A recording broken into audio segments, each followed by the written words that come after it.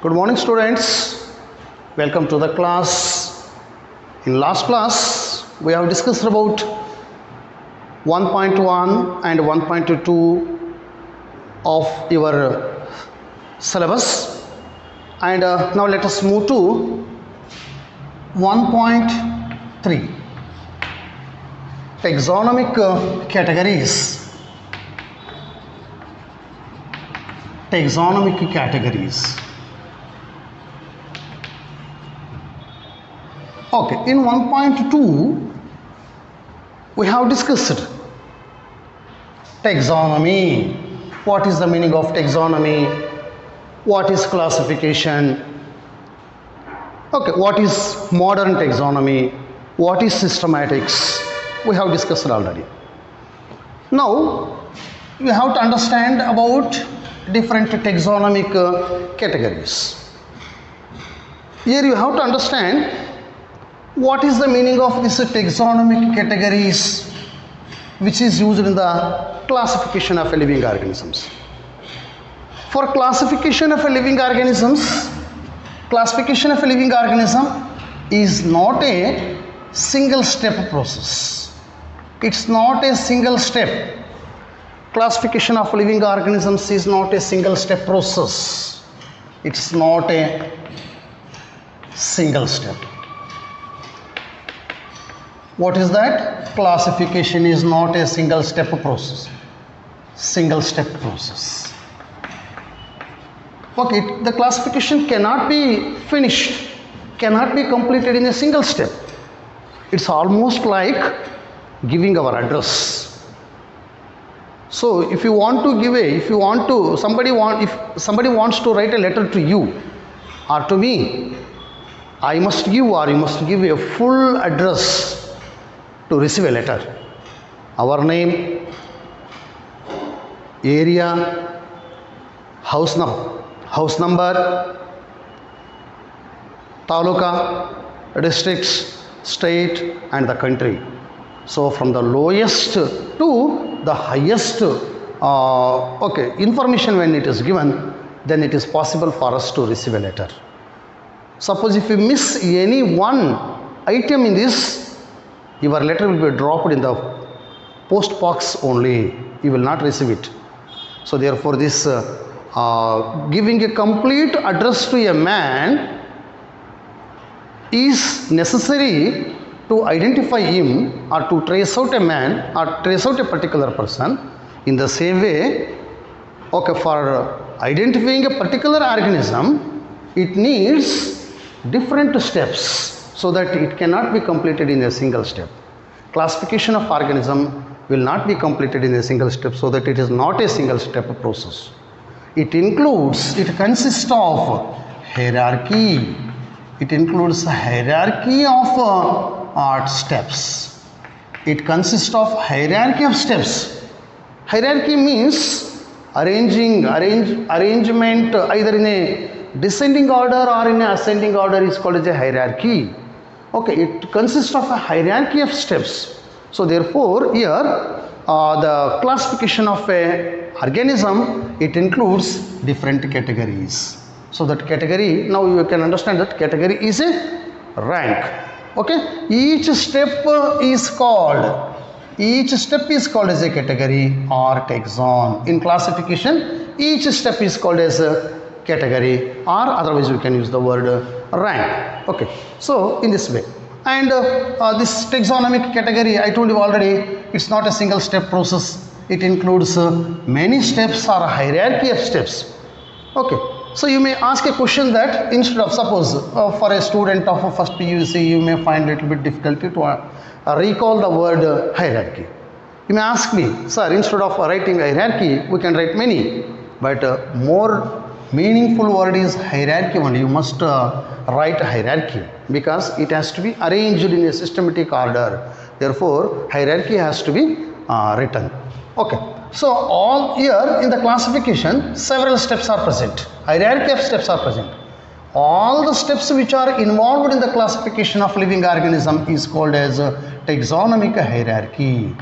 Taxonomic hierarchy. taxonomic hierarchy. What is this taxonomic hierarchy?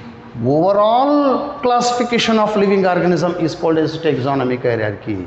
All the steps which are involved in the classification of living organism is called as taxonomic hierarchy. Overall classification, otherwise you can say overall classification of a living organism is called as taxonomic hierarchy.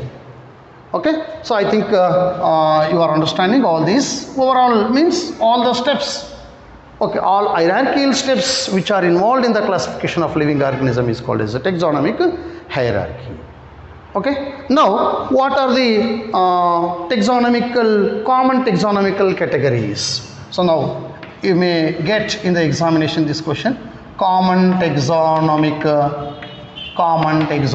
categories. Common taxonomic category.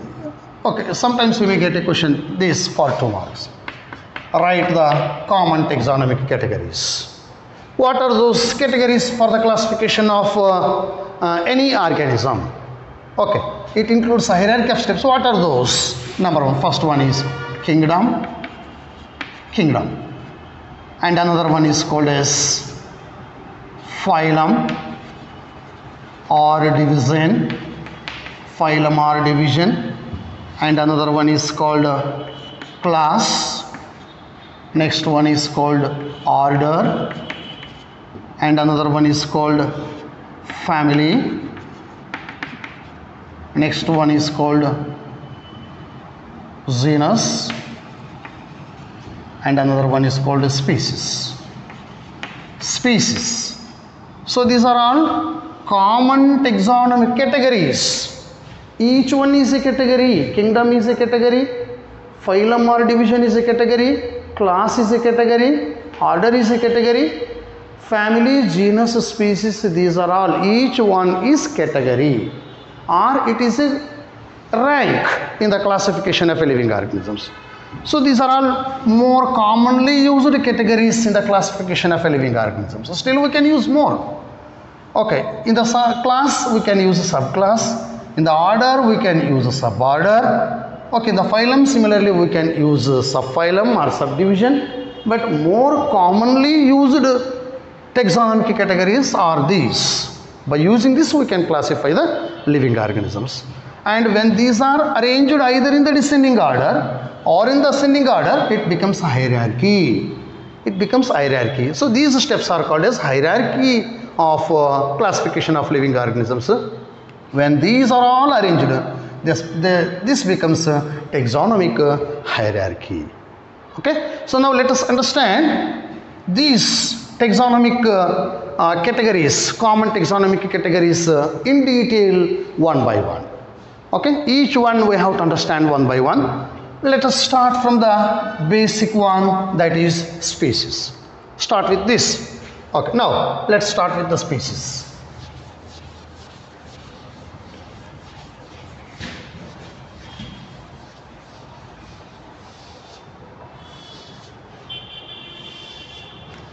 Let us say this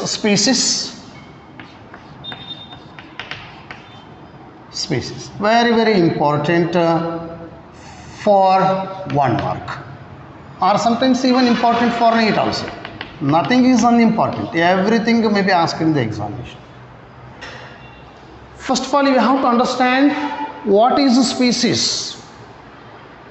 Species is how do you define this species? Okay, we can give it different definitions for the species. I can tell you, group of individuals in a particular area.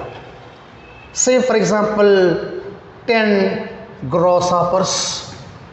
When 10 grasshoppers are present in a specific area. Okay, if I show you these 10 grasshoppers, even after giving punishment to you also, you will say that they are all grasshopper only, because you can notice some similarities among all the 10. Therefore these grasshoppers, they have some fundamental similarities. There are similarities. What similarities? Fundamental similarities are present among these grasshoppers. So with this we can define, with these two words only we can define this species, that is group of organisms.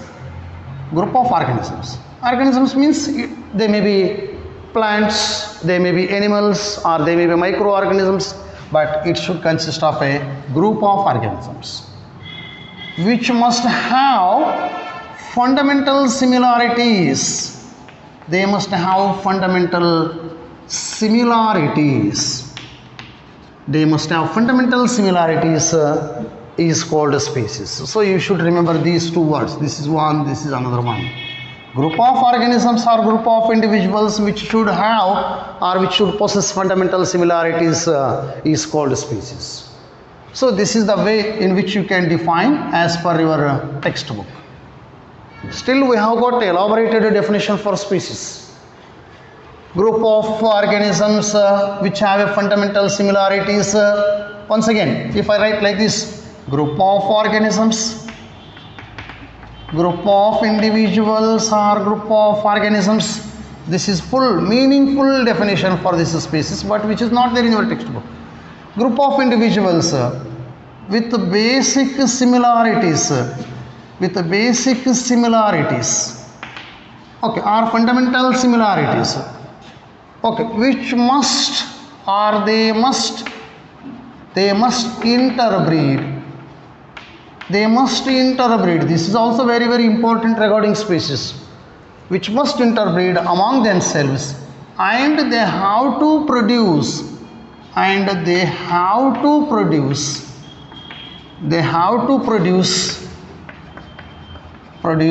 fertile offspring.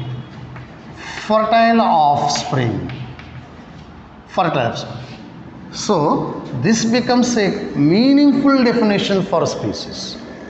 Meaningful definition, complete definition, but which is not there in the textbook. It is given, just this is given in the textbook of first PUC, so that you can write only this definition. If necessary, you can remember.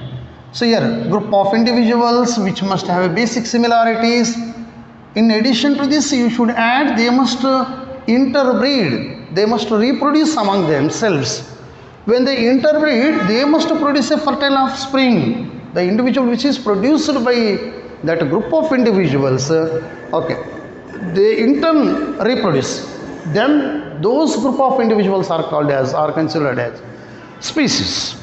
Or otherwise we can define in another way. Okay, group of individuals or group of organisms. This is also a very meaningful definition. Group of organisms which must have same chromosome number, same number of chromosomes,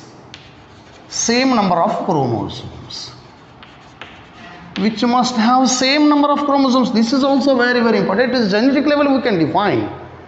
Okay, species can be defined at a genetic level.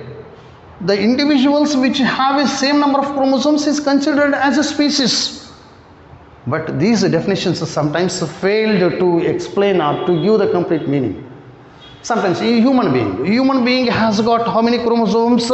23 pairs or 46 chromosomes are present. Okay, 23, 22 plus XX or XY. So that 23 pairs, or 44 plus XX or XY chromosomes are present. 46 chromosomes are present. So the individuals which possess these chromosomes are considered as a one species. But exceptionally, instead of 44, 45 chromosomes plus XX or XY is equals to 47 is present, then what should we call for this? Is it human being or something else? So like exception to the biology, and this is also correct definition. So in this way, the species can be defined in a different way.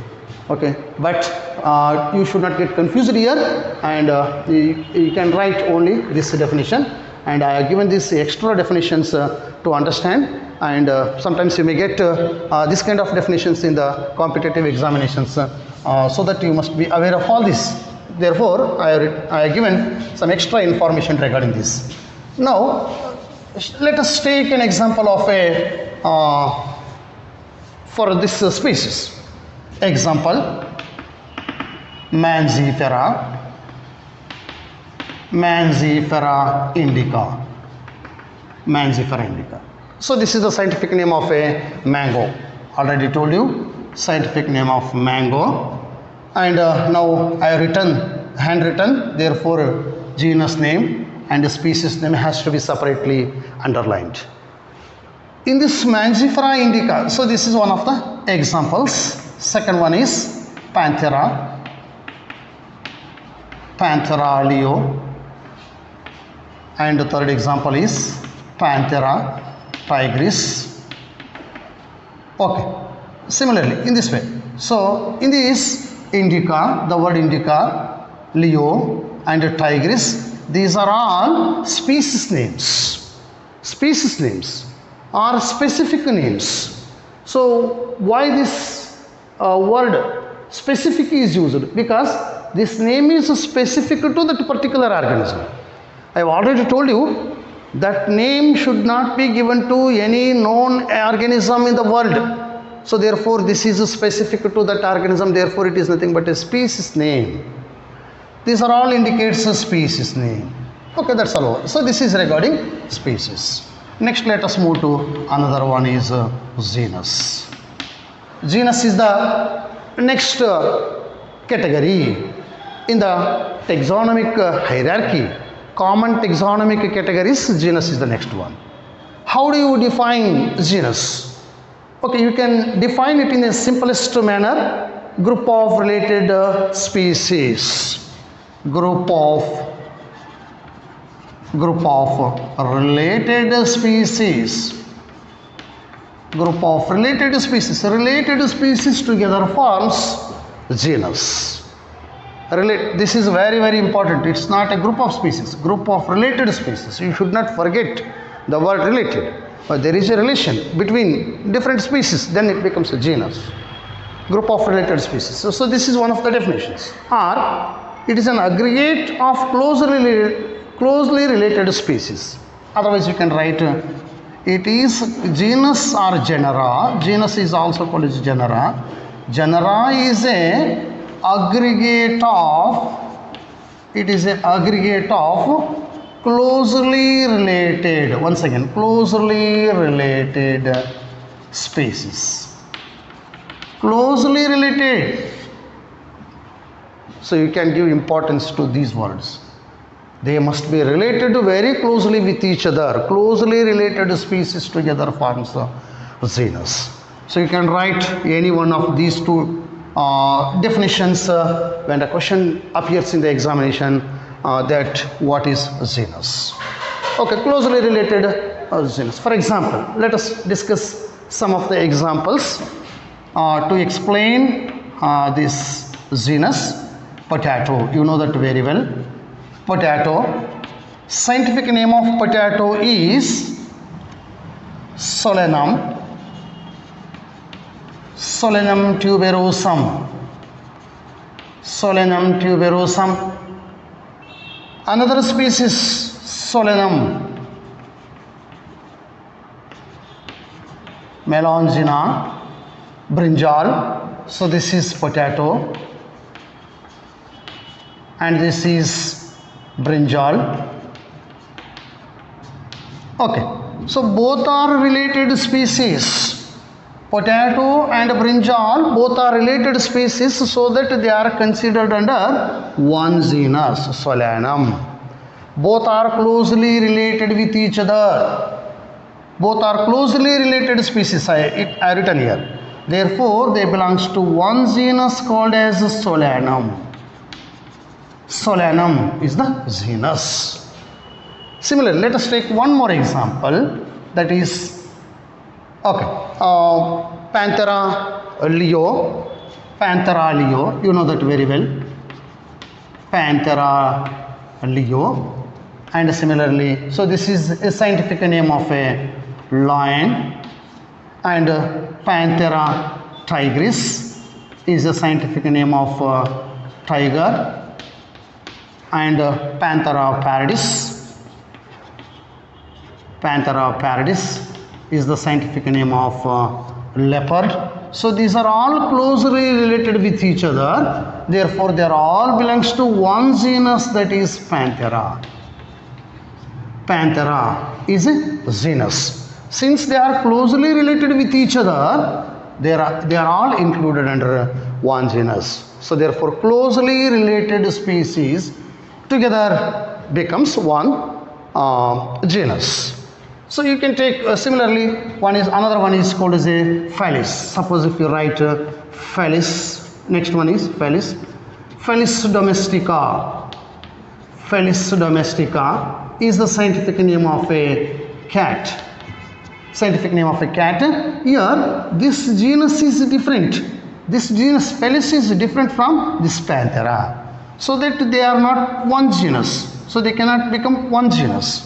So in this way we can explain. These are all very, very important from the point of NEET examination. These definitions, these scientific terms, scientific names are very important from the NEET examinations. You may get this question in the examination. Okay, NEET exam. You please remember and recall all the scientific names which I have written on the board, which are very, very important, particularly for a NEET examination. So now genus is over. Let's move to another one.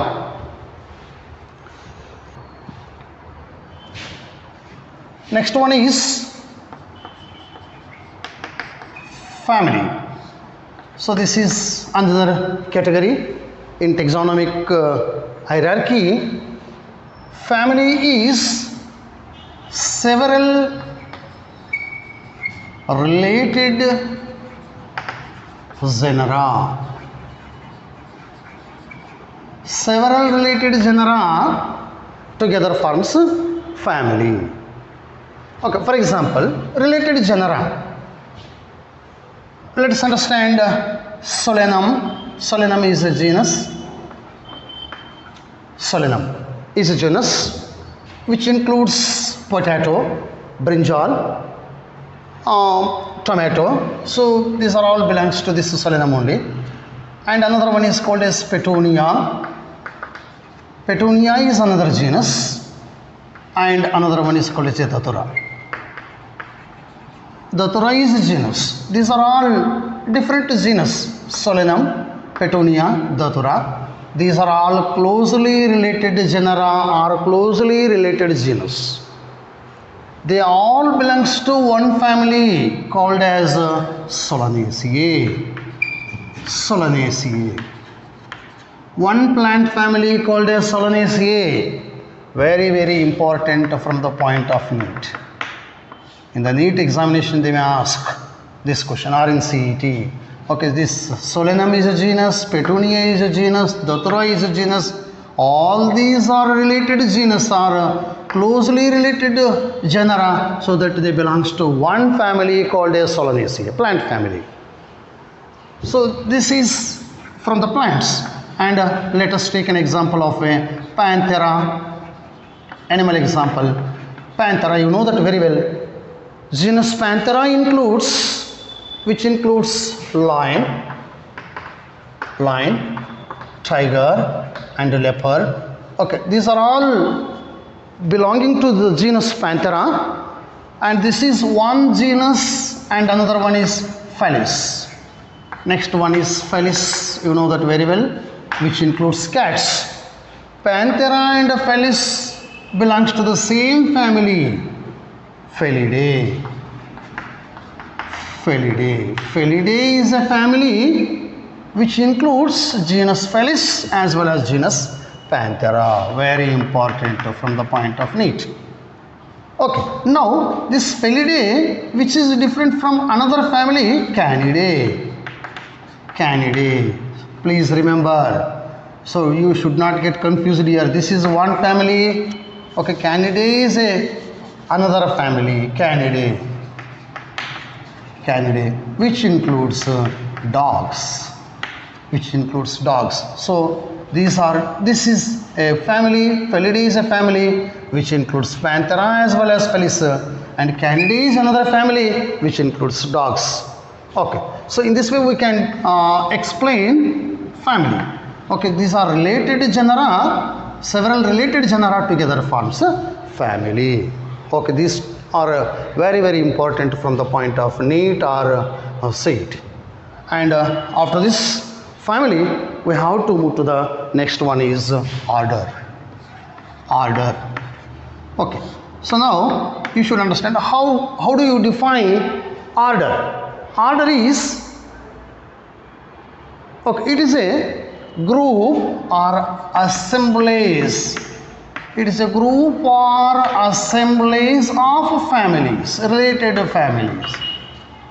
Group of related families, what we have defined here for the families, several related genera. In the same way, group of related families or group of or assemblies of related families together forms an order.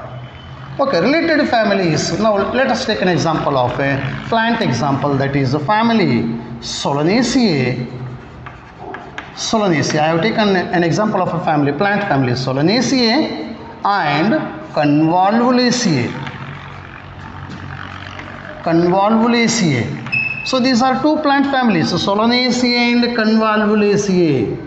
These two families, related families, these closely related families, they comes under order Polymonials. This is the order.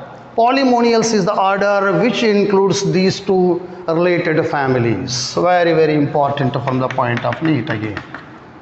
And so this is the example which I have taken from the plants. And similarly, let us take an example from animals, that is which I have already written. One is Felidae. Felidae is the family of cats, lion, tiger, leopard. And another one is Canidae, which includes dogs. Felidae includes lions, tigers, cat. Canidae includes dogs, and these two related families together belongs to order Carnivora.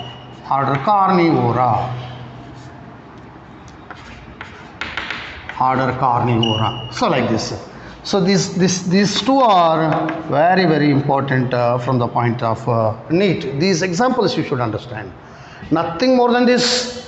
Only these examples you should recall for the NEET examinations. Okay. This is about order. Next one is class. What is class? First PUC, second PUC is not a class. So you have to understand class is nothing but group or assembly of related orders. Related orders together forms a class. For example, class Mammalia. Okay, related orders together forms class. Okay, just I told you Carnivora. Carnivora is a order which includes lion, tiger, cat, dog, and if it is included along with other orders, then it becomes a class. Okay, now class Mammalia, which includes all related orders. Okay, for example, this Mammalia is one of the class in case of animals. Not only Mammalia, and even other classes like Aves, which includes related orders, and similarly class Reptilia. Okay, Reptilia, which includes related orders. So Mammalia, Aves, Reptilia, these are all various classes which includes different animals. Okay, and next one is called as phylum. Phylum is all related classes together includes phylum. For example, class Mammalia, class Aves, class Reptilia, these are all related, which includes under one phylum called as Chordata. Example is Chordata. Chordata is a phylum which includes all these classes. Okay, and another one is kingdom. Kingdom is the highest rank or highest category.